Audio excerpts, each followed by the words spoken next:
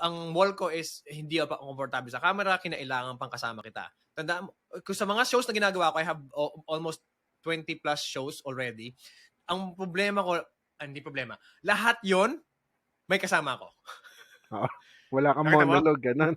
Wala akong monologue. Meron akong monologue, meron isang part doon na may monologue ako. Pero sa totoong buhay, may kausap ako sa kabilang side. Nagpaalam lang ako sa kanya, o kakausapin kita ha. Pero sa recording nito, sa editing ko nito, hindi ka kasali. Meaning tatanggalin kita. So mukha akong may kausap na ibang tao, pero wala naman talaga kasi isa lang ako sa camera.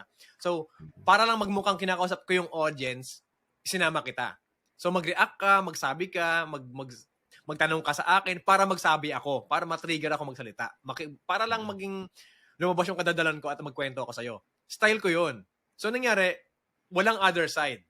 Meron akong ganong podcast na walang kasama, pero sa totoong buhay, hack ko pa rin, may kasama talaga ako noon, hindi mo lang nakita. Okay. So yun yung wall ko, ultimate wall ko na hanggang ngayon. Pag tinanong mo kung kaya ko magsalita sa camera mag-isa, hindi ko pa rin talaga kaya. Pero nagkaroon ako ng hack na ito na nga. Kumausap sa mga taong komportable ako, nang sa gayon, ulitin ko pangatlong beses ko na sinabi to, makalimutan kong may camera sa tabi ko.